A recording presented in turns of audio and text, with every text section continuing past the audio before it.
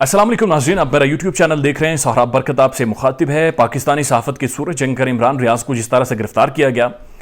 उसके बाद से इस्लामाबाद के अंदर ये खबरें गर्म हैं या हम तक कम से कम पहुंचाई जा रही हैं, हमारे इदारों तक पहुंचाई जा रही हैं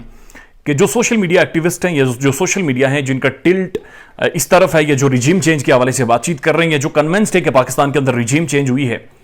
उनके खिलाफ एक ऑपरेशन किया जाए। और ये बताया जा रहा है बाकायदा कि उनकी लिस्टें तैयार हैं और बेशुमार लोग हैं जो बाकायदा आकर ये कहते हैं कि जी इस्लामाबाद से निकल जाएं या कम से कम आगे पीछे हो जाएं, क्योंकि इस्लामाबाद के जो हालात हैं वो बहुत ज़्यादा ख़राब हैं। और रिजीम चेंज के जो हैंडलर्स थे और जो साफ़ी थे, जो सवाल पूछने वाले थे कि वो कौन है, उन सब के लिए बड़ा ख़तरा है। लिहाजा ये एक बड़ी डेवलपमेंट है। और इमरान रियाज साहब की गिरफ्तारी के बाद जिस तरह का रिएक्शन आ रहा है अवाम में, और अवाम अब मजीद सवाल पूछ रही है कि वो कौन था जो पेशावर से इमरान रियाज को फॉलो कर रहा था और इस्लामाबाद जो टूल प्लाजा है उससे वहां पर आकर उन्हें गिरफ्तार करके एक डिस्प्यूटेड मामले को बनाकर इमरान रियाज को सबक सिखाने की कोशिश की जा रही है। इमरान रियाज साहब पहले अटक से फारिग होते हैं, उसके बाद चकवाल, वहां से भी अब लाहौर उन्हें शिफ्ट कर दिया गया है। और जमील फारूकी साहब ने जो खबर दी है वो इंतहाई तशवीशनाक है और इंतहाई कंसर्नेबल है और इसके ऊपर बहुत संजीदगी से देखना और समझना होगा। बादियों नजर में जमील फारूकी साहब ने भी कहा, उन्होंने तो अपने सोर्सेज से कंफर्म किया, लेकिन यह तासुर मिल रहा है कि 2-3 ऑप्शंस ज़ेरे गौर हैं। और 2-3 ऑप्शंस में पहला ऑप्शन यह है कि इमरान रियाज को थकाया जाए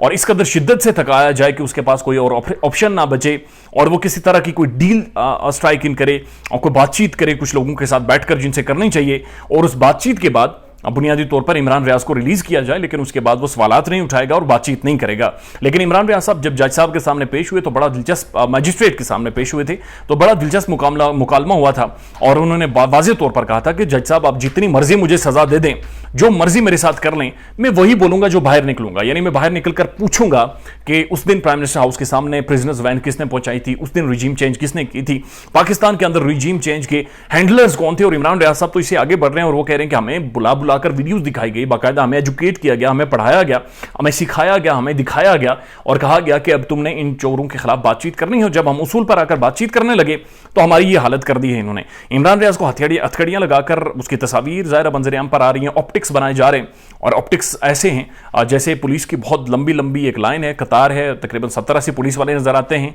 और वो जो हथकड़ियां हैं वो नजर आती हैं। और डराने की बुनियादी तौर पर एक टैक्टिक है कि लोगों को डराया जाए। तो जमील फारूकी साहब के मुताबिक पहला तो ऑप्शन यह है कि इमरान रियाज को थकाया जाए, और दूसरा ऑप्शन जो ज्यादा काबिल गौर है या डिस्कस हो रहा है वो ये हो रहा है कि किसी मुकाबले में, पुलिस के मुकाबले में इमरान रियाज को मार दिया जाए। अब ये बात अब